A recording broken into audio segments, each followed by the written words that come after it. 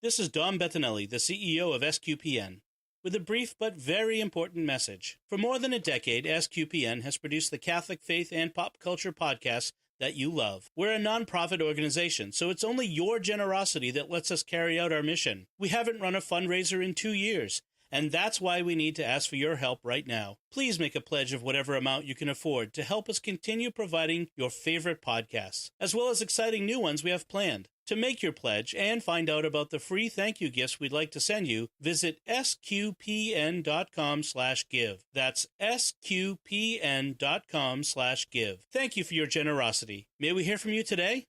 You're listening to The Secrets of Doctor Who, episode number 98. Don't be scared. All of this is new to you, and new can be scary. When people need help, I never refuse. There's this moment when you're sure you're about to die, and then you're born. I know exactly who I am. I'm the Doctor. Ta-da! Ooh. Should be fine. Hi, I'm Dom Bettinelli, and you're listening to The Secrets of Doctor Who, where we discuss everything about the hit BBC series Doctor Who. Today we're discussing the Tsuranga Conundrum. Joining me today on the panel are Father Cory Sticha. Hi, Father Cory. How's it going, Dom? And Jimmy Akin. Hi, Jimmy. And it really is hard to avoid thinking of the Big Bang Theory when you hear a name like the Tsuranga Conundrum. I know, we've mentioned that a couple times. So, the quick reminder, like we always do, remember to like The Secrets of Doctor Who on Facebook. We have a Facebook page for the podcast. Retweet the episodes on Twitter. Leave us comments. Subscribe to the podcast on iTunes, Google Play, Stitcher, TuneIn, your favorite podcast app, or on YouTube, where you should hit the bell to get notifications when we post a new episode there. And please share the podcast with your friends to help us grow the community of listeners, reach more listeners. That's what we're about. We're here to reach out to people and have them join our conversation. And also, if you can leave a review on iTunes or one of the podcast directories, that helps as well. Jimmy, do you have a word for us on our giving campaign that we've got going?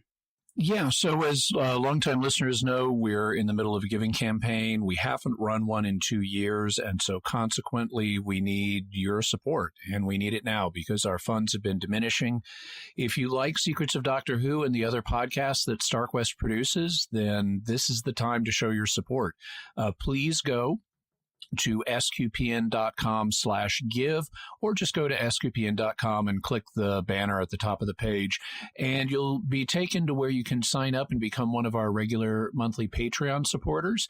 A lot of people have been doing that, but we need a lot more. We're quite a ways from our goals. And it's essential if you want to hear these podcasts continue, that we are able to pay the costs associated with them. We have some wonderful thank you gifts we'd like to send you based on your favorite SQPN shows, including Secrets of Doctor Who, Secrets of Star Trek, and Jimmy Akin's Mysterious World. So by all means, please go to sqpn.com/give, and please be as generous as you can. We do need your support if we're going to continue to produce these podcasts.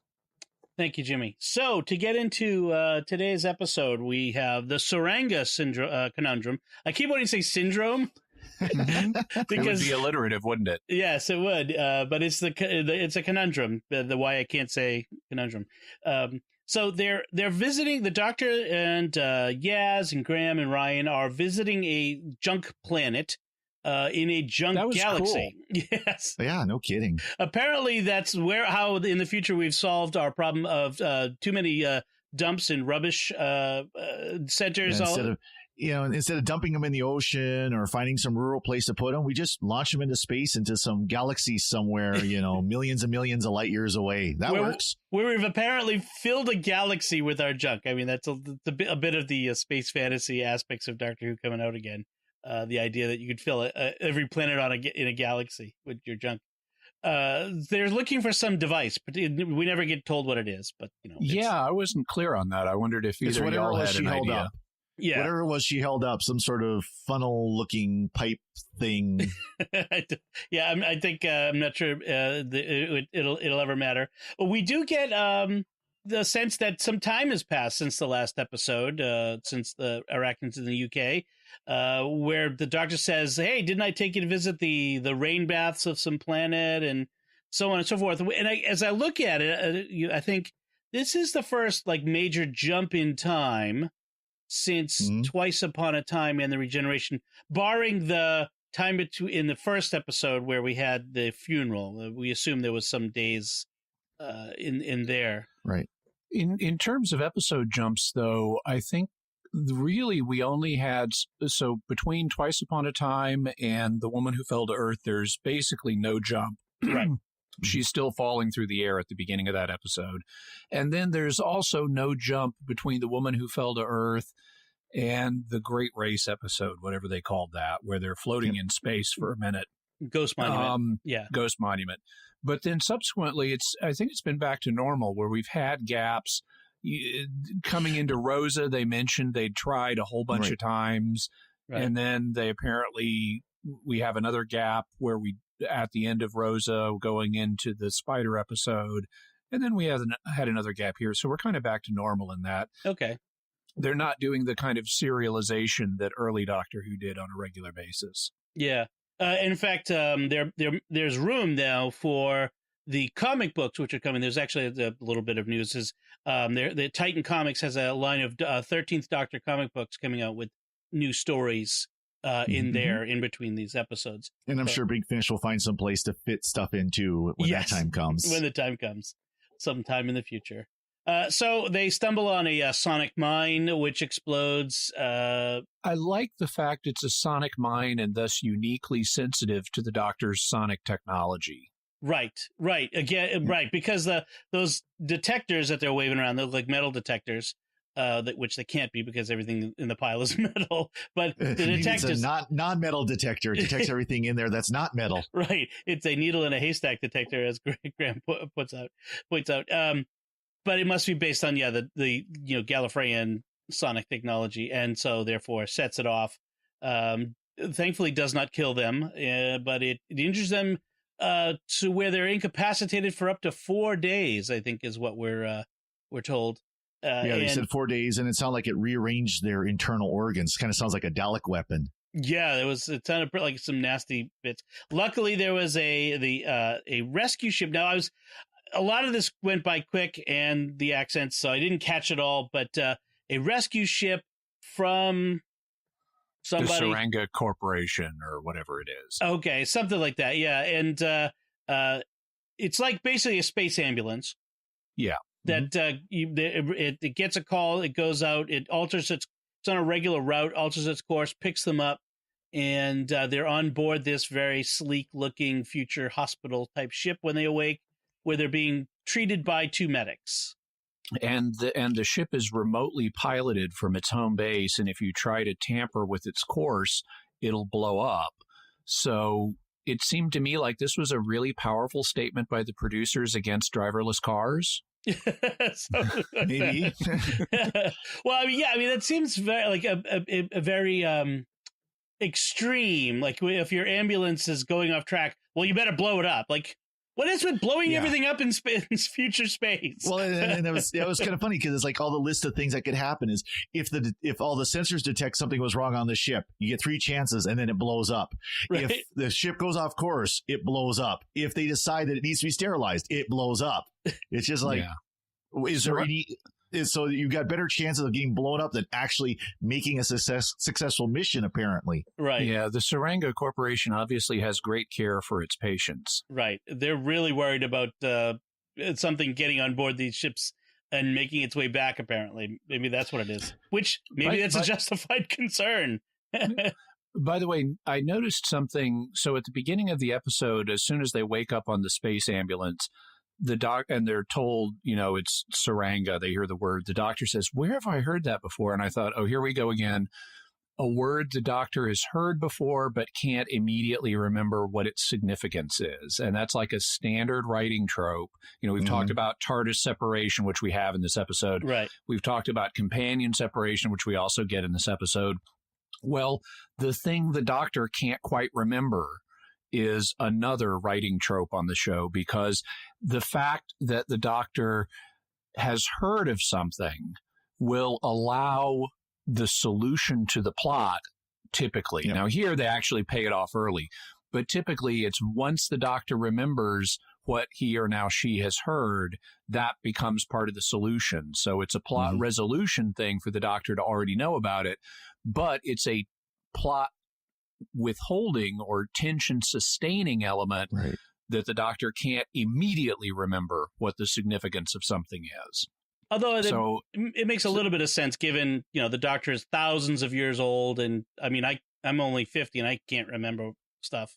Oh, no, I'm not saying it's implausible. I'm just saying notice the way the showrunners use this trope. It's a way of sustaining tension so the doctor can't immediately address the situation, but the fact there's some knowledge back in the back of her mind somewhere that eventually is what helps resolve the situation. Of course, it also allows for an easy way for the writers to say, okay, now we're going to explain what XYZ is. And the doctors go, oh, yeah, now I remember. Yeah. Yeah. They went a little overboard with her, with the antimatter engine and put, sticking words into Yaz's mouth. Like, it was such a very obvious, like, I need to expound on what an antimatter is sort of moment. And there was this whole didactic moment, which everything she says is actually true. That the physics what she says is true about antimatter. But it was kind of obvious. It was kind of obvious of almost like, a teacher and a student. Oh, yes, I remember hearing about that in another class. Yeah, it was a bit obvious writing, I think. It'll be nice to where in the future we won't have to explain antimatter to the audience all the time, the way we now don't have to explain what a black hole or a parallel world is to the audience every single time. Gosh, I mean, we've been talking about antimatter for 40 years in science fiction. Do we still have to explain? I mean, does it matter? I mean, do people really need to? The Enterprise was powered by that stuff. Come on, it's been in pop culture for a while. Right. So the doctor is. When she wakes up is disoriented and also very upset that she's now separated from the TARDIS again. Only 2 episodes and she's lost it again. And she starts roaming around this hospital ship. She doesn't know it's a ship yet, but this hospital ship trying to get out to get back to the TARDIS.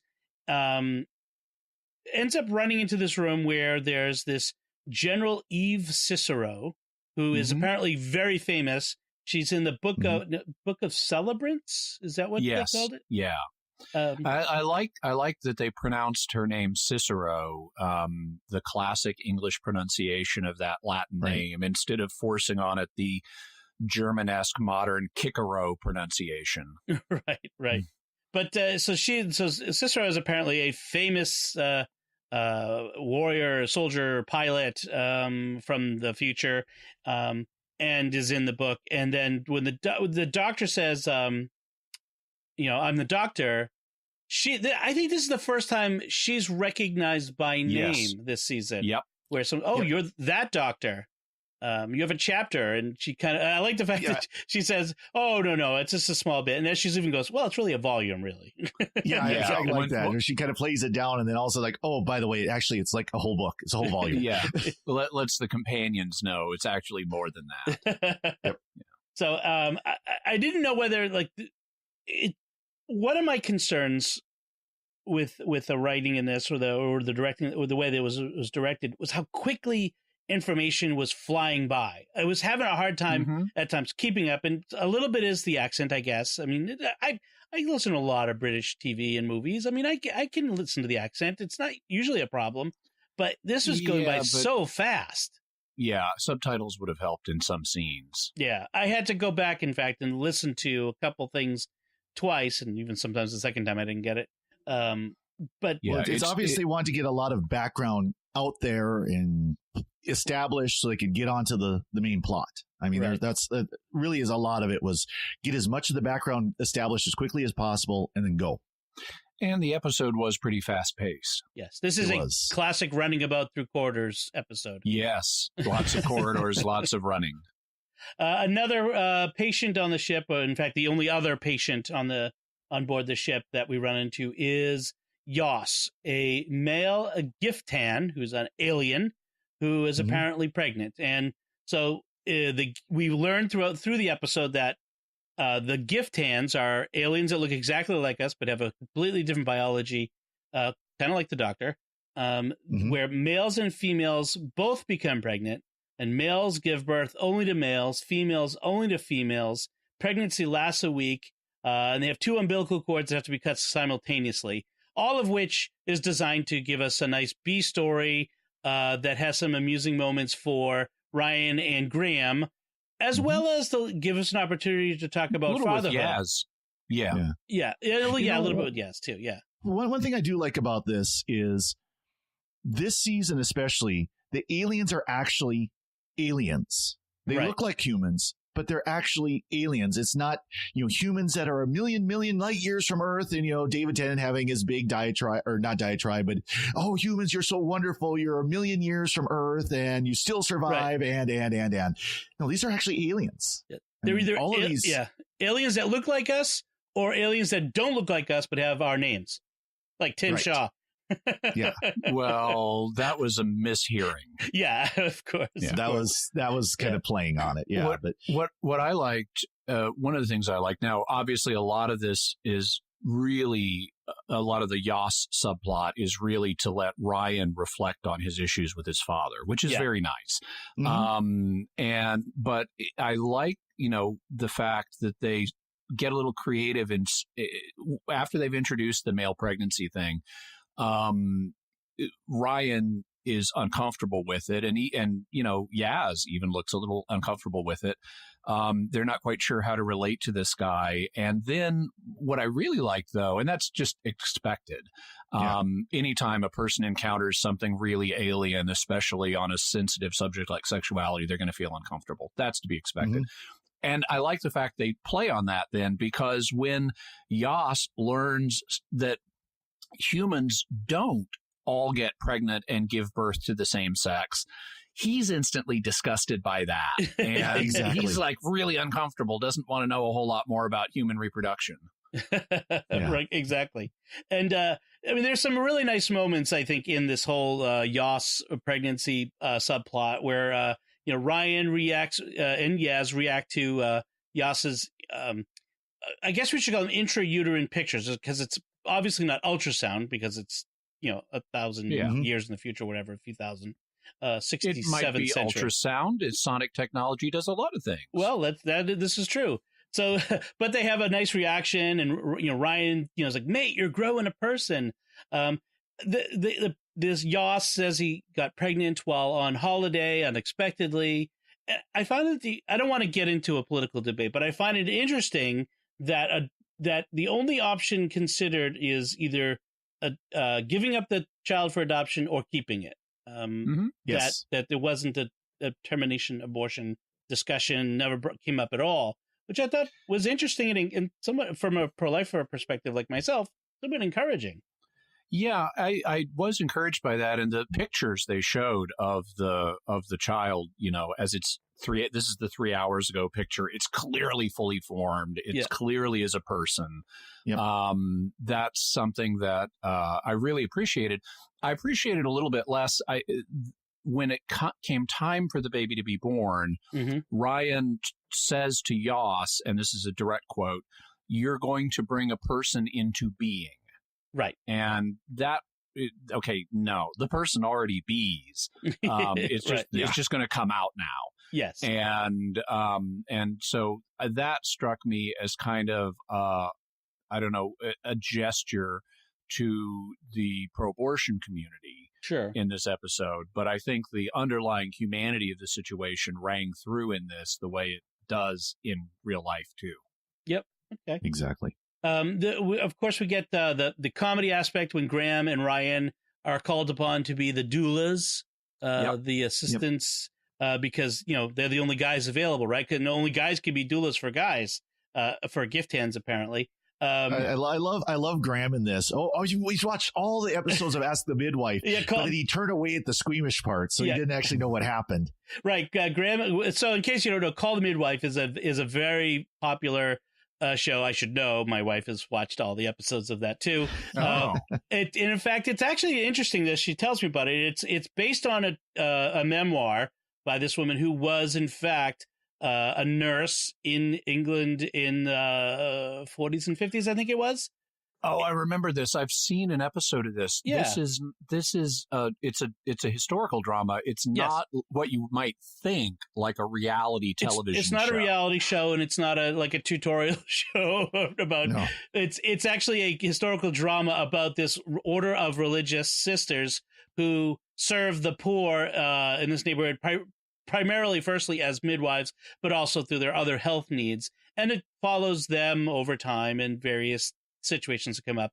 In fact, there's been a suggestion that maybe we should do an episode of Secrets in Movies and TV Shows, one of our other podcasts, on Call the Midwife, which means I'm going to end up having to watch at least some of it in order to talk about it. But I do love the fact that Graham has watched every episode. Whilst you've been mucking about on YouTube, I've been learning useful life skills, he says to Ryan, which is funny. Of course, he hasn't been because he turns away at the squeamish parts. But so there's the fun aspect, and then there's that we talked about that serious aspect where Ryan talks, especially to Yaz. Yaz. The names are too similar. Talks to Yaz about his dad, and we get some more information. His dad was Ryan's age when Ryan was born, and now so he must be around 40, early 40s now. Yeah. Because Ryan, I think, is 19, or I think that's what they said. Then 19, late 30s. It would be 38 to 40, somewhere in there. And now Ryan understands how his dad might have been really, unsure about being a dad, and then we learn about how Ryan's mom died. She died of a heart attack 5 or 6 years ago, I think it was. It was 13, I think he said, so 6 years. He was 13, and he found her. And he's the one who found her, and then the dad couldn't deal, and now he understands why maybe his dad couldn't deal with Ryan after that experience, because he reminded to, and then that's why his dad ran off and left him with Nan. So we get some more from Ryan, and we get some growth out of Ryan, and we maybe when we get back to Earth, there'll be that opportunity. I'm sure we'll see him see his dad. I'm sure too. I found this episode made me less sympathetic to his dad. Because previously we didn't know why his dad wasn't here. And so I could imagine maybe there's some, even though they're setting him up as an unlikable character, maybe there's another perspective. Maybe there's a good reason that he's not there. Maybe Ryan's mother drove him away or kicked him out or something. But the reason they present here ostensibly is a good reason or an understandable reason for him to go, to me is not. It's like, if your wife dies and you've got a child, you suck it up and you stay there and care for that child. And abandoning a child in that situation when the child's mother is dead is worse in my mind than abandoning a child when their mother is still there to take care of them. Maybe having watched as much Doctor Who as we have, there's a part of the back of my mind of, okay, there's going to be more to this story than just he abandoned them because of grief. There's going to be an alien involved or abduction or, there's going to be something else going on here. I hope not as well. I hope they keep it where it's at, just that the guy flaked out. But yeah, I don't think they're trying to excuse it because it is that is even worse. But I think what they're trying to do is build a case for Ryan being able to forgive. I think that might be more. Yeah, but this doesn't do that for me. It doesn't make it more forgivable. Well, for you and me, because now we're learning more. But remember, Ryan has known this all along, so he's trying to integrate this into his own understanding. It's like what he did was wrong, but I'm figuring it out. I'm dealing with it and seeing, because what he says to Yas is, when Yas is like, I can't do this, I can't be a dad. He says, you don't have to be perfect, you just have to be there. And I can imagine this is Ryan going to say this to his dad in person when he finally sees him, because Ryan is starting to realize this. And so I think this is that open door. And before this, we had no idea what the circumstances were. We don't know if Ryan's dad just left right after Ryan was born, was never in his life except for rarely, well, now we know that actually for the first 13 years of his life, he was in Ryan's life. Yeah. But then it changed later, changed after his mom's death. So, I mean, that does put more context. That does, yeah, I agree. It doesn't make him more sympathetic. In fact, it makes him worse. But at least now we've got more context that the guy wasn't just a deadbeat dad from the beginning. That's true. Now, we've kind of explored the pregnancy issue a good bit, but I want to back up for a minute to the beginning of the episode, because as the doctor is running through the hospital ship, and as we're meeting Yos, and as we're meeting General Cicero and her two companions, one of which is her android servant, and the other of whom is her brother. Consort. Yeah. Well, she says consort for the android, but he's. Yeah. He's really there. He's basically her caretaker. Yep. He's not a consort in the sense of he's her mate. He's just there to provide service for her and care for her, as far as we can tell. Apparently, as something that's part of her military service, if I understood correctly, because now he's going to be shut down. It's like he's fulfilled his function that the military has assigned him, or that's how I understood it. So I thought he's kind of like her boodle boy or something. Which is a kind of servant that certain military officers will have. Right. In any event, we're meeting them, but the doctor's running around and she's being very hostile and selfish. And finally, the chief med tech there tells her directly, quote, "You're being hostile and selfish." And I thought, right, she is. She is not being the adult in the room right now. She's the 2-year-old throwing the tantrum, and everyone else is being reasonable. and she has the presence of mind to say, "You're right, I am." And her attitude changes from that moment. And I thought it was so nice that they showed the doctor throwing a tantrum and being irrational, and then call her on it, and then have her agree, because this is not what would have happened with other recent doctors. And I thought it was so refreshing to see this. No matter how arrogant 9, 10, 11, or 12 got, they didn't get called on it in this way, and they didn't agree. Right. Well, they would get called, 12 would get called on it by Clara, and he'd kind of, whatever, and move on. That's what I mean. We didn't get this pattern. Yeah. There certainly wasn't a self-reflectiveness to say, you're right, I am being selfish and I need to stop it. And I think this is kind of going back to the more humble doctor that we've been seeing from Jodie Whittaker. Yeah. She's like a female Peter is much Davison. more humble, much more humble. I mean, she's still the smartest person in the room. She just doesn't feel the need to tell you every 5 minutes. Right. Yeah. Just occasionally she'll mention there's that whole volume in the Book of Celebrants. Right. Yeah. But those or sorts the fact of things that she's a doctor of, let's hear, the doctor of, I had it right here. Medicine, science, engineering, candy floss, Lego, philosophy, music, problems, people, and hope. But mostly hope. Mostly hope. Yeah. I do like that. Candy floss or cotton candy for us here in the States. And then Legos. Everybody knows Lego.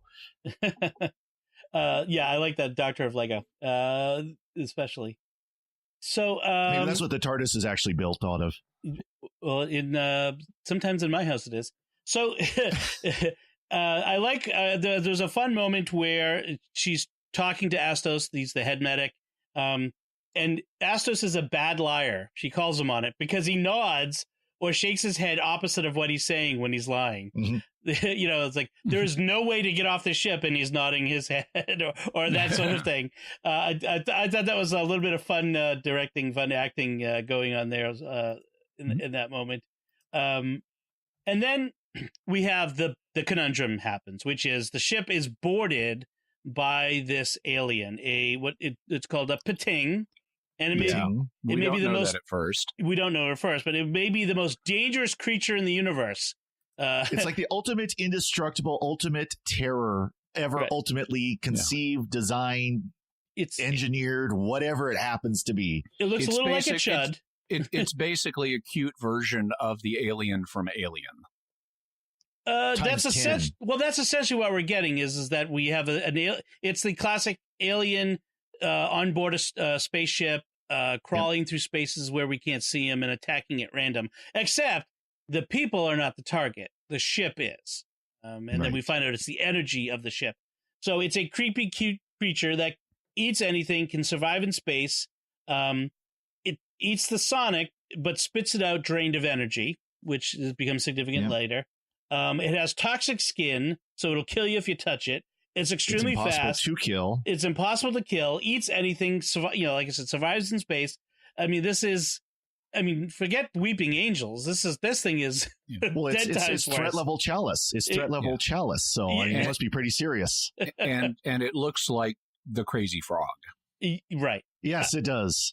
I think my initial thought was the aliens on Galaxy Quest. Looks a lot like them as well. Yeah, it looks like cute, them. And then it rears up opens up its mouth, and there's all kinds of fangs and nasty. And surprisingly, it was Sigourney Weaver also in that. So little aliens. Yes. Let's close the loop on that. Yeah, I like when they went to when was it Mabley went to check the what is this creature that boarded. She calls up thank you for choosing Perils of the Constant Division. We know you have a choice in vid briefings. The standard introduction.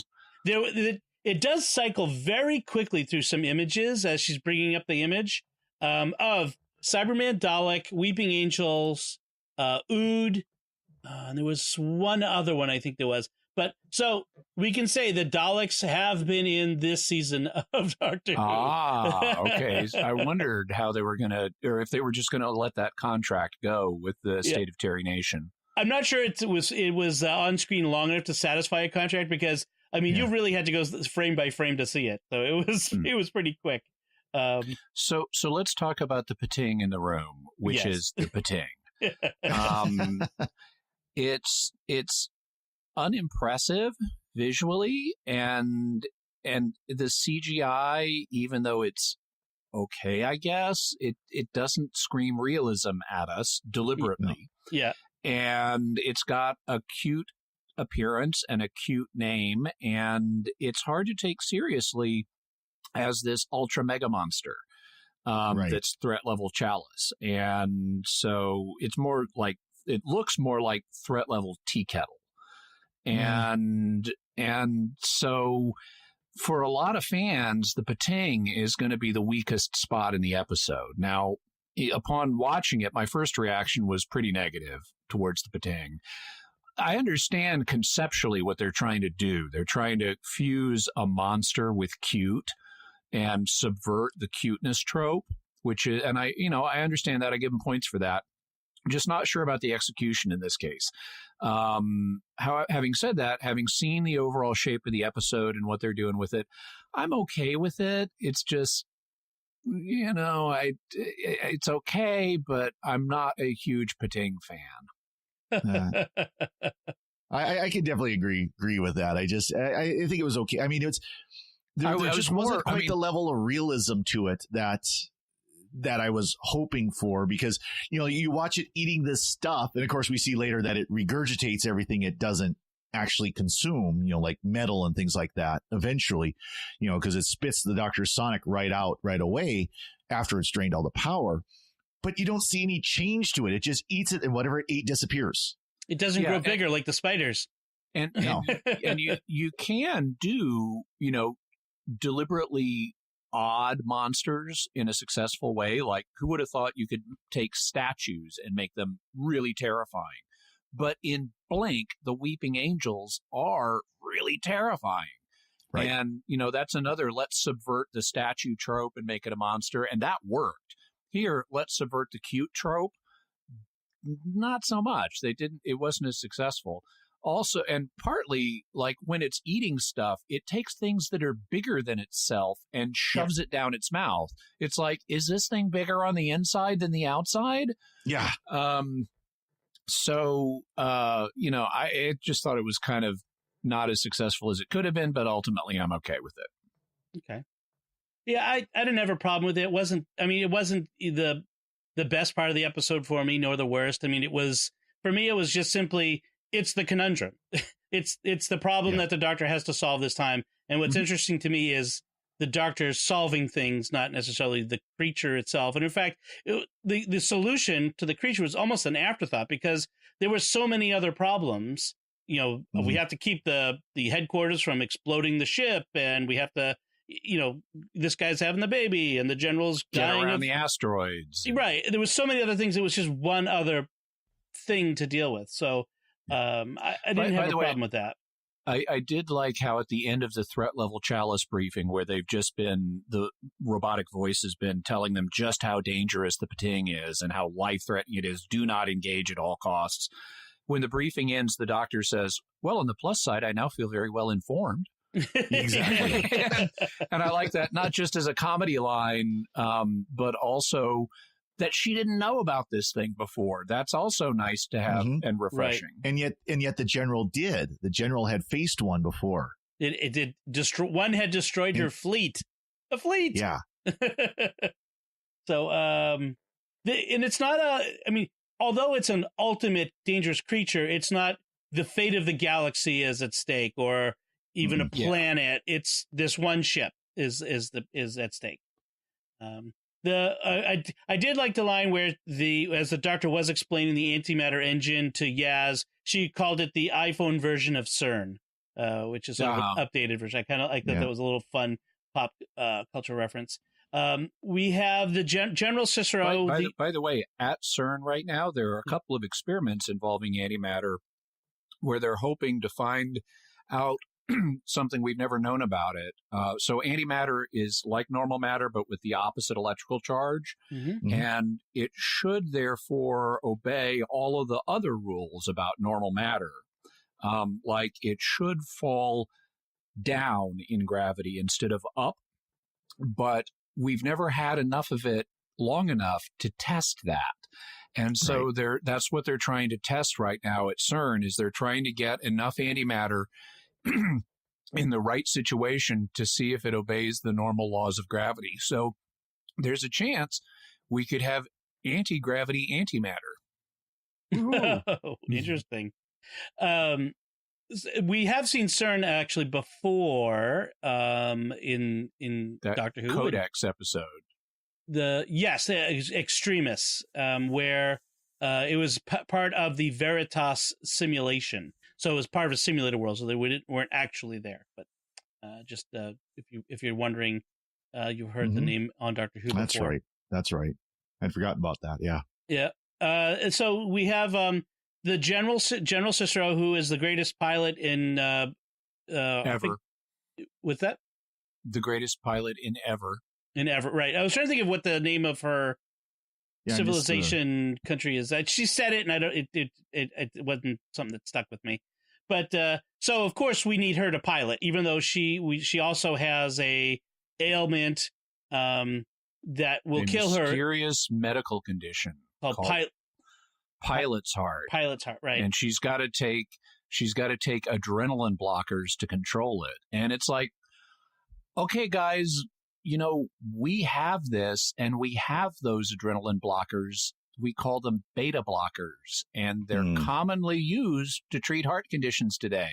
Right. Well, that's apparently one thing they haven't gotten better at in 60 centuries or 40 centuries. Yeah, including excessive adrenaline, because that's what beta blockers do, is they desensitize your heart to the effects of adrenaline so it slows down. Right. Right. So as soon as you know this, you know that she's going to have to fly the ship and it will kill her. I mean, it's sort of it's a trope. Another classic trope is if there's someone pregnant on board, there will be a crisis during which that person will give birth. Yeah. Also a classic trope. Oh, yes. By the way, she was general of the Army of the Aeons. The Aeons. Okay. Aeons. That's impressive. Maybe we'll see them again someday. I have to admit, though, as soon as they said Ronan was immune to the Pating's toxic skin, I thought at some point the Pating would eat him or parts of him or something like that. That didn't even come up. Like, he didn't even have to pick it up or touch it. Yeah, and that was not paid off, and they should have paid that off, which they could have done easily with a shot of him tossing the Pating to Yaz to put in the blanket. Right. I did like Yaz punting the Pating, though. Yes, England kicks. They also, in the briefing, said the Pating eats inorganic matter, but not organic matter. So it immediately occurred to me, well, then force feed it organic matter. Yeah, and they didn't end up doing that. Wrap it in a blanket of steak. Yeah. I have to say, it was not clear to me, and I thought this was a flaw in the writing.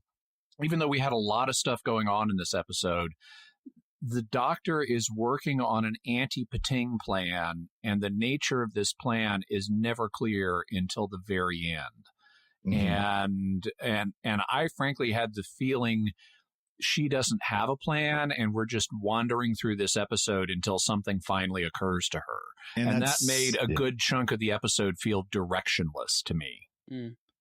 No, I agree. I think there really is that sense. I think they were kind of explicit about that, where, after they had the little briefing or whatever it was, and the medic says, the doctor and the medic are talking about how they have to imagine the solution. And later on, the medic says, right now I'm imagining you sorting this out. And the doctor says, me too.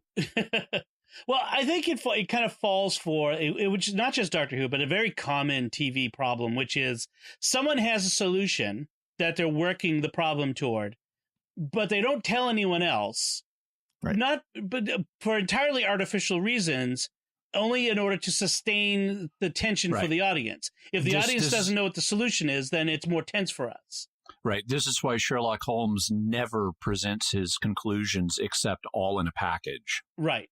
Right. Or, actually, he sometimes does, but he notoriously withholds information from Dr. Watson that he's figured out. Right. And this is the a problem here, because it's quite obvious. It's like I kept saying, like, why are you intentionally not telling Yaz what you're doing? Like, just tell her, I'm taking the bomb out because I'm going to feed it to the Pating, and the explosion will satiate it and we'll kick it out the airlock. Like, just say that. Like, why? Like, there's no logical reason for the Doctor to withhold any of that information. It's not like the Pating is going to hear her and figure out what she's doing. This is not limited to Doctor Who. This is, Star Trek. Every TV series does this, and it's really kind of annoying. Yeah, but in this case, I found it when I'm starting to feel like this is directionless. That's when it becomes more problematic for me. I think they needed to do something to give it a little more structure, because it's even weird because we have these scenes where they know this super deadly creature that's worse than a Dalek is roaming around the ship, and so are our cast members. I mean, Yaz and Ryan are just hanging out and talking to people and having discussions about fatherhood. And is this the time for all of that when there's this super dangerous thing on the loose that's going to kill all y'all? Yeah. Well, I mean, there's you're in a foxhole. You're really tense, and you start talking about things that are important to you. That's one kind of way to do some exposition in a tense situation, but there's no tension. Like, when you see them in these situations, there's no sense of tension in them, whether when they're walking in the hall or when they're sitting with Yoss. There's none of that, and I think that's the flaw. Yeah, they could be sitting in a cafe having tea and having this exact same conversation. Right. They should have built in like this tension, like we might not get out of this, and I haven't dealt with my feelings about my dad or whatever the thing is. But there should be that tension. I think that I agree with you there. I did feel like that was kind of an odd presentation myself. Apparently, the Doctor loves Hamilton. She's seen all 900 casts. I thought that was a bit. Well, there you go. That's one thing you got in common with the Doctor, except for you've only seen one cast. I've only seen one cast, but I have recently seen Hamilton in Boston. So that was a lot of fun. And then we have this solution, which is to feed it an antimatter bomb, the Pating antimatter bomb. And then once it's full of energy, kick it out the airlock, and so it's in space. It looked pretty happy and satiated when it was eating that when that bomb went off, but didn't it? Oh yeah, just kind of like me at Thanksgiving afternoon. Yeah, I thought it looked stomach upset, but okay. So there's not a whole lot of difference between that. General Cicero dies. We had this sort of brother-sister thing going on with her brother, who is an engineer and doesn't get much respect from her. Another way in which this episode is a little like The Big Bang Theory. The engineer doesn't get the respect he deserves. Yeah. So Dirkus is his name, her brother. He whips up this neural interface from for a ship that isn't supposed to have one. I love the magic engineering that they get to do here. In 2 minutes, and she dies doing it, and so he has to take over and just after the worst part of flying to the asteroid belt is done, he brings it in for a landing. We get and at the end they gather around her body, and we have this very interesting moment of this funeral prayer where they pray. Yeah, right. So This is the first time I can remember the Doctor praying on screen. Yeah, and she joins in the prayer. In fact, everyone except for the Earthlings do. Right. So this is a prayer that everybody knows. It's like the 67th century Our Father.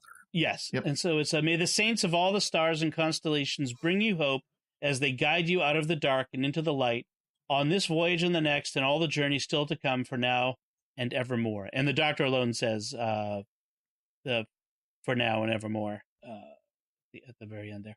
I thought it was interesting. I mean, it's not necessarily a Christian prayer, although there's a reference to saints, which is loads of religions have saints. Right.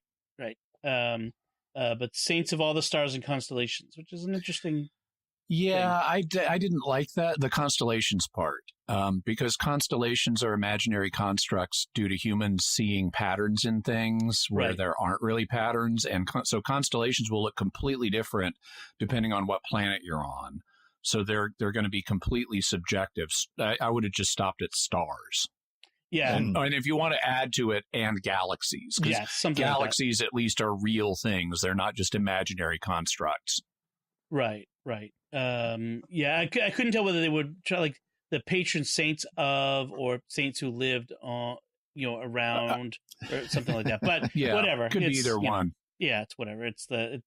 I'm not sure they put much thought into it. There's writer. Probably a great 67th century schism over exactly that question. Exactly. Yes.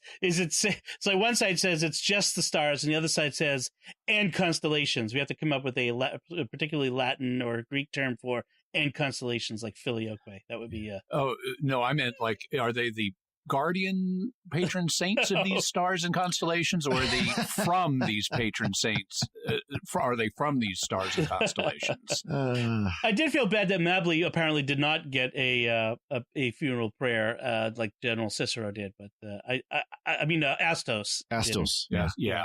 I did kind of like Astos. I liked him too, but okay, here's why he doesn't deserve a funeral prayer. He knows that the Pating, he doesn't know it's a Pating, but he knows that the invader is in the life capsule. And he's just been warned not to engage it and don't go into the life capsule. And then he does. And then he dies. Yes. And, classic horror trope. Horror trope. Don't go in there. Oh, what's behind this door? Yeah. Now, at least they hang a lantern on it when the Doctor says over the intercom, which is the voice dot or whatever they call it on her neck. Yep. She says, what's going on? And he says, or what's happened? And he says, rookie mistake. And so, well, thank you for acknowledging it. But yes, that's exactly what it was, and it was an overused trope on the literary level as well. Yeah. So, and that's about the episode. I mean, we things wrap up neatly at the end. We have we can presume the Doctor. They say, in fact, not just presume. They said that your teleport back to the TARDIS has been arranged, pending the. Yep. Got to talk to the authorities first, right? Get sterilized and whatever else they need to do, and then right. So they sort of wrap a bow on it. So the Tsuranga Conundrum. Any last thoughts on it? I have a number of little bitty ones. Okay. So the Book of Celebrants, the way the word celebrant is going to ring in our ears as Catholics is like a person who celebrates the Mass. Yep. In fact, Father Cory is a celebrant. So obviously this is a different use of the word. It's going to be related to, and I kept trying to parse it in Latin and see, shouldn't this be celebrans? But it's people who are to be celebrated. Is the idea. Yes. Then they have stasers, they have a couple of them on board. So it's like, wow, I didn't know most ambulances are equipped with firearms. But in particular, I didn't know they would be equipped with stasers, because up to now on Doctor Who, stasers have been an exclusively Time Lord technology. We only encounter stasers like on Gallifrey, where they're used by Gallifreyan military officers. So somehow in the 67th century, these folks have the same technology. I thought it was very implausible that if these ships have a bomb so that central headquarters can blow them up, that you can just open the SIM card tray and take the bomb out. Because why wouldn't everybody do that then? You do exactly what we have here. You go to the SIM card tray, you open it up, you take the bomb out, and you pitch it out an airlock, and then your ship is safe. Only you wouldn't bother having a Pating eat it first. Right. So I thought that was very implausible. I did take note of the line where the Doctor says, "Funny, I'm normally the one defusing the bomb," when she's going to accelerate it. Yes. So I liked that. That was nice. Another nice inversion of a standard trope. 51 is indeed a pentagonal number. If you haven't heard of those before, they're an extension of, like, if you've heard of square numbers and cube numbers and triangular numbers. There are bunches of other kinds of numbers, including rectangular numbers and things like that, and pentagonal numbers. It's kind of hard to explain in an audio format exactly what they are, but basically you increase the size of a pentagon, and as you do that, the number expands based on the way the pentagon expands. Wikipedia has a nice page if you want to look it up. I thought it was still unreasonable of Ryan not to fist bump Graham. And that's twice now. So I can only assume we have the mother of all fist bumps coming later in the season, because they need to pay that off. Yeah. And finally, I liked the naming of the baby as the great Earth hero Avocado Pear. Avocado Pear or Pit? I think Avocado Pit. No, Avocado Pear. That's what they call them in England. Oh, they call them. It's like it's a kind of pear. Oh, I see. Avocado. The great hero. And then there's the argument of whether or not an avocado is a fruit or a veggie. Yeah. Yes. And did you have anything else, Father Cory? Just another little minor annoyance. Okay, so the Pating sucks all the power out of the sonic screwdriver. Well, apparently the sonic screwdriver has wireless charging because it reboots on its own and is fully powered again. Yeah. Apparently. I find that entirely plausible. Oh, by the way, that reminds me, I like one thing I've noticed about Jodie Whittaker's sonic screwdriver is it's got a display on it. Yeah. And she's often looking at it. So she'll scan something and then hold it up to her face horizontally so she can look at the display. And that's realistic because, I mean, and I haven't seen exactly that done in the same way. I mean, I know they've looked at their sonic screwdrivers, but it hasn't been as obvious that there's this kind of display that you can read on it. Yeah, because 11 often did that. He looked at his sonic. Well, I seem to recall when they showed the scene of her building it where she actually pulled like an LCD display, like you'll see like on my printer behind me here or something like that, and put it on the sonic screwdriver. So it actually has a LCD display on the screwdriver itself. Okay. Good. So that's the Tsuranga Conundrum. And, I think it's fair to say we all kind of liked it despite whatever flaws. It was a fun episode. Yeah. The I like not having big political issues to deal with too, for once. Yes. By the way, the Pating, the creator credit for that goes to Tim Price, who is a writer who was involved in this season's writer room early on, but is not part of the writing staff now. But he came up with the creature and gave it its name, and they kept it. So, the first time I heard it, though, I thought they said Patak, as in like Star Trek. A curse from a Klingon. Patak. That'd be fun. I thought of the Monty Python sketch. Pating, pating. So we do have some feedback from Kathleen Ross. Sent us a couple emails. One is on Rosa, and she said, "Did anyone else notice the irony of our racist villain's solution of swapping out the bus drivers to prevent Rose's historic action of refusing to give up her seat. He would have had to make sure that the replacement bus driver would not feel the need to advocate exclusively on behalf of the white passengers, essentially employing a non-racist to forward his racist ideals, or maybe less racist. That is interesting, yeah. And then on the Arachnids in the UK, she gives a little bit of a correction that Amazing Grace was not work by Isaac Watts, but was John Newton. So. Oh, yes, that's right. I misspoke. I was reaching for who is the author of Amazing Grace that was formerly involved in the slave industry, and I grabbed the wrong name. So apologies for that. And so John Newton would be. Yeah. I'll tell you, it's unfortunate, but it's not as scary as when you're talking to someone from the Middle East and you're trying to speak in, say, Arabic, but because Hebrew is another Semitic language, you're reaching for the word you need in Arabic, and suddenly you think, wait, is this the Hebrew word or the Arabic word? What am I about to say to this person? Yes, this has less of consequences. And by the way, Dom got props for that episode for suffering for our art from Bennett Gillespie. Yes, I did. Take one for the team on that one. So that's it from us. Folks, what did you think of the Tsuranga Conundrum? Did you like it? Did you like the patang? Did it go patang instead? Let us, did it leave a patang in your mouth? Yes. Patang, the drink of astronauts. Never mind. So let us know by going to sqpn.com or the Secrets of Doctor Who Facebook page and leave us some feedback, or you can send us an email to drwho@sqpn.com.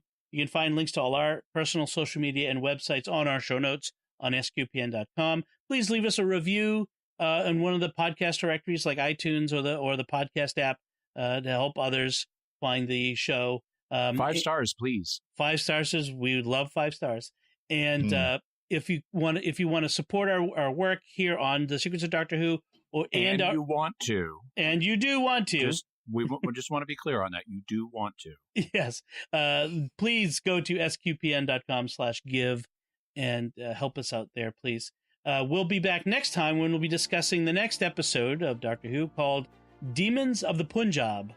Until then, Jimmy Akin, thank you for sharing me in sharing the secrets. Thank you for joining me in sharing the secrets of Doctor Who. Thanks, Dom. Father Cory Sticha, thank you as well. Glad to be here, and thank you, Dom. And once again, I'm Dom Bettinelli.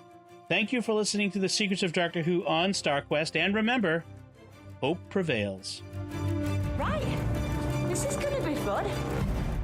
This is Dom Bettinelli again. We hope you've enjoyed this podcast and that you'll help us keep producing the podcast you love. Thank you for your generosity. To make your pledge and find out about the free thank you gifts we'd like to send you, visit sqpn.com/give. That's sqpn.com/give.